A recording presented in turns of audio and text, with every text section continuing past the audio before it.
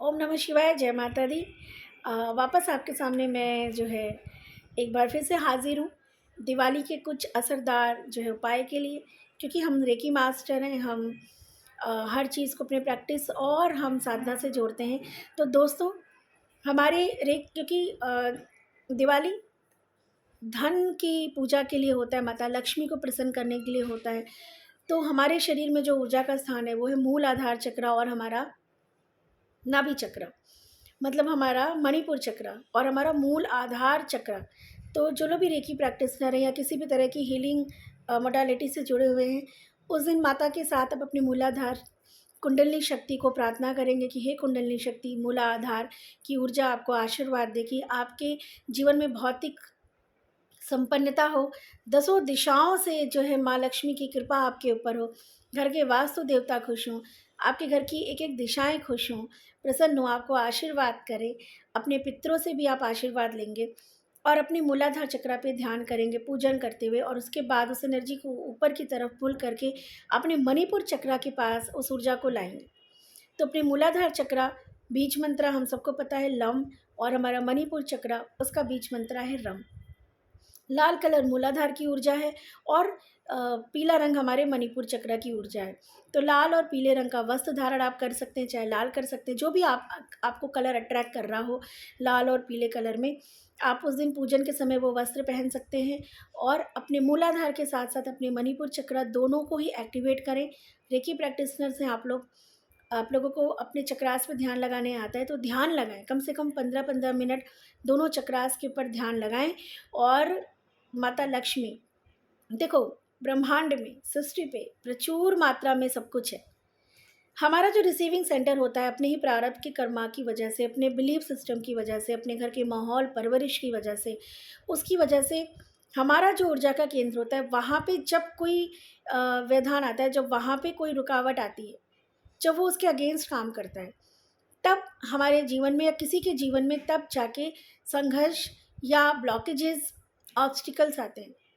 इस नेचर में, इस ब्रह्मांड में हर चीज़ की संपन्नता है, प्रचुर मात्रा है, इतना कि हमारा पात्र छोटा हो जाएगा लेकिन वहाँ कमी नहीं आएगी। तो कमी कहाँ है?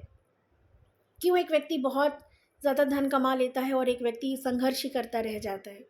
तो कमी, कहीं कमी या ज़्यादा की बात नहीं है, सिर्फ हमारा जो ऊर्जा केंद्र है, हमें अपना मानव शरीर, हमें ईश्वर ने जिन शक्तियों के साथ बनाया है, हमें उसका आभास नहीं।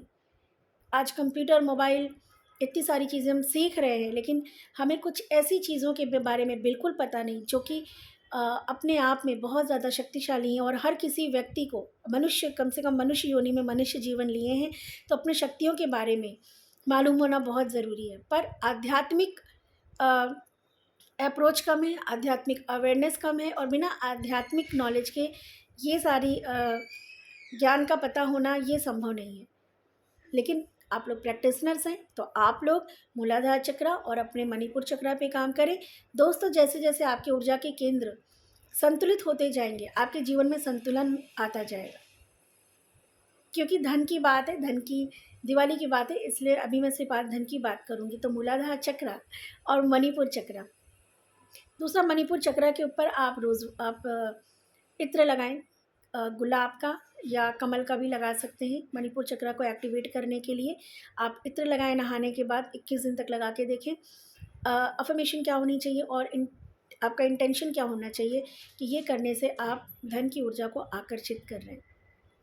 तरह तरह से अपने आप माता की कृपा से आपके पास धन आने की व्यवस्था होती जा रही है। वो धन आपको फल रहा है।